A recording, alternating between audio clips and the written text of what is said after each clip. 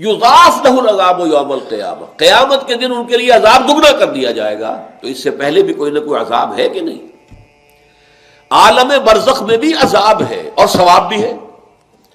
حضور نے فرمایا صلی اللہ علیہ وسلم کہ قبر جو ہے کسی انسان کی، وہ یا جہنم کے گڑھوں میں سے ایک گڑھا ہے اور یا جنت کے باغیچوں میں سے ایک باغیچہ ہے۔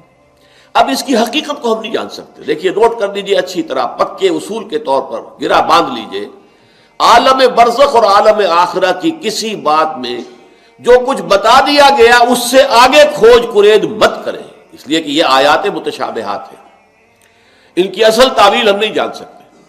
یہ عذاب روح کو ہوتا ہے یا جان کو ہوتا ہے یا کس کو ہوتا ہے، جسم کو ہوتا ہے، ہمیں نہیں معلوم۔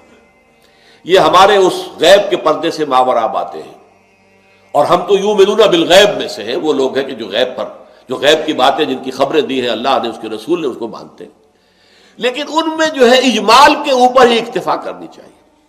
ہمارے ہاں بڑے بڑے جھگڑے، یہ قبر والا سنتا ہے کہ نہیں سنتا، اب اس کے لیے دلیلیں، جو ایک طرف وہ لوگ ہیں جو انکار کرتے ہیں کہ قبر کے اندر مردہ کچھ نہیں سنتا، ان کو کافر قرار دیتے ہیں۔ دیوبند کے مسلک کے لوگوں کے اندر بھی یہ ایک دوسرے کے لیے کفر کے فتوے موجود ہیں کہ جو نہیں مانتا سماع موتا کو وہ کافر ہے، دوسرے کہتے ہیں جو مانتا ہے سماع موتا کو وہ کافر ہے، مردہ کچھ نہیں سنتا۔ اب احادیث میں آتا ہے، احادیث میں تو یہ آتا ہے کہ جب دفن کر کے جاتے ہیں لوگ مردے کو، تو وہ مردہ ان کے قدموں کی چاپ سنتا ہے کہ وہ جا رہے ہیں واپس۔ اسی طریقے سے بہت سی احادیث موجود ہیں۔ حضور کا تو خاص کشف کہ آپ نے دیکھا کہ مردوں کو اس وقت عذاب ہو رہا ہے، یا کہ مردوں کا معاملہ یہ ہو رہا ہے۔ تو یہ ساری چیزیں ہیں، لیکن اس میں جو حل ہے وہ یہ ہے، جو چیز اجمالاً بتا دی گئی ہمیں، چاہے وہ عالم برزخ کی ہو، عالم برزخ بھی ہماری نگاہوں سے پوشیدہ ہے، ہمارے حواس خمسہ سے باہر ہے، اور عالم آخرہ بھی ہمارے حواس خمسہ کی جو بھی رسائی ہے اس سے ماورا ہے۔ اس میں بس جو بات آ جائے وہ مانیے، اس کی تفصیل میں ہرگز نہ جائے۔ تو معلوم ہوا کہ جب حضور نے فرمایا کہ جنت جو ہے، جو قبر جو ہے، وہ یا تو جنت کے باغیچوں میں سے ایک باغیچہ ہے یا دوزخ کے گڑھوں میں سے گڑھا ہے۔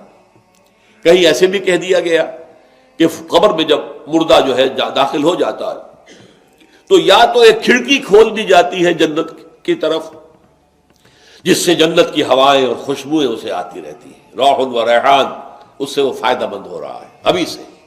ابھی حساب کتاب تو ہوگا، یوم القیامت کو ہوگا جب اٹھائے جائیں گے۔ اور یا پھر جہنم کی ایک کھڑکی کھول دی جاتی ہے، اس سے وہ لپٹ، اس سے گرمی، یہ وہاں سے جھونکے آتے ہیں۔ تو ہم صرف اتنا ہی مانیں گے۔ اب یہ روح کو ہے یا جسم کو ہے یا عالم برزخ میں قبر پر ہے یا کہیں اور کہیں عالم ارواح کے اندر، واللہ عالم، یہ ساری باتیں تو تبھی کھلیں گی جب ہم وہاں جائیں گے، تب حقیقت منکشف ہوگی۔ اس سے پہلے یؤمنون بالغیب ھدی للمتقین الذین یؤمنون بالغیب ویقیمون الصلاۃ ومما رزقناہم ينفقون۔ قرآن مجید کی ہدایت سے استفادے کی شرائط میں سے یہ ہے کہ آپ غیب پر بس ایمان لائیں، جو بتا عالم برزخ اور عالم آخرہ، اس کے بارے میں جو کچھ قرآن اور صحیح حدیث میں آیا اس کو ماننا چاہیے۔ اس کی تفصیل میں، کھود کرید میں، اس کی زیادہ کنہ تک پہنچنے کی کوشش کرنا، یہ در حقیقت اپنے آپ کو فتنوں میں مبتلا کرنا ہے۔ وہ عالم ہے جس کو ہم یہاں نہیں سمجھ سکتے۔ ایک دوسرا عالم ہے، اس کے نوامیس مختلف ہیں، اس کے قوانین مختلف ہیں۔ یہاں کی آگ جلا دیتی ہے، پھر وہ کھال جو ہے دوبارہ نہیں آتی، وہاں پر آگ جلائے گی اور کھال دوبارہ آ جائے گی۔ یہاں کی آگ میں آدمی پڑتا ہے، مر جاتا ہے، وہاں کی وہ آگ جو ہے وہ مارے گی نہیں۔ ثم لا يموت فيها ولا يحيا، ایسی حالت میں رہے گا کہ نہ زندوں میں ہوگا نہ مردوں میں ہوگا۔ تو ان کیفیات کو ہمیں اجمالاً جو کچھ آیا ہے قرآن میں، صحیح احادیث میں، اس کو ماننا ہے۔ باقی ان کی تفاصیل میں جانا، یہ در حقیقت فتنے کو دعوت دینا ہے، اپنے آپ کو فتنے میں مبتلا کرنا ہے، اپنے پاؤں پر خود کلہاڑی مارنے کے مترادف۔ سورہ آل عمران کے شروع میں جو مضمون آیا ہے کہ اس قرآن میں دو طرح کی آیات ہیں، آیات محکمات، آیات متشابہات۔ یہ متشابہات جو آیات ہیں ان پر اجمالی ایمان رکھنا چاہیے، لیکن یہ کہ ان کی کنہ میں، ان کی ٹوہ میں، ان کی زیادہ تعویل تلاش کرنے کی کوشش جو ہے، یہ خام خواہ انسان کو کسی غلط وادی میں یہ چیز جو ہے بھٹکا دیتی ہے اور فتنہ پیدا ہوتا ہے۔ اسی اعتبار سے اس میں چونکہ سجین کیا ہے، کتاب جو ہے وہ کس شکل کی ہوگی، ہمیں کچھ معلوم نہیں۔ سورہ کہف میں جو نقشہ کھینچا گیا اس سے تو معلوم ہوتا بس کوئی ایک ہی کتاب ہے. وَوُضِعَ الْكِتَابُ فَتَرَى الْمُجْرِمِينَ مُشْفِقِينَ مِمَّا فِيهِ وَيَقُولُونَ مَا لِهَذَا الْكِتَابِ يَا وَيْلَتَنَا مَا لِهَذَا الْكِتَابِ لَا يُغَادِرُ صَغِيرَةً وَلَا كَبِيرَةً إِلَّا أَحْصَاهَا. وہ اعمال نامہ رکھا جائے گا اور چیخ اٹھیں گے یہ کافر اور یہ فجار، یہ کیسا اعمال نامہ ہے جس نے کہ کسی چھوٹی سی چھوٹی چیز کو بھی نہیں چھوڑا. تو وہ تو کوئی ایک ہی اعمال نامہ ہے جس کو میں نے کئی مرتبہ عرض کیا ہے کہ آج ہم کہہ سکتے ہیں کوئی بہت بڑا کمپیوٹر جس میں بس ایک بٹن دبانے کی دیر ہوگی کہ ہر انسان کا جو ہے جس کا بٹن دبے گا اس کی پوری زندگی کی پکچر جو ہے، اس کی ریل جو ہے چلنی شروع ہو جائے گی. اس کا ایک ایک لفظ جو نکلا ہے 60 70 80 برس کی ریل وہ اس کی نگاہوں سے گزر جائے گی. یہ ہے تمہارا اعمال نامہ.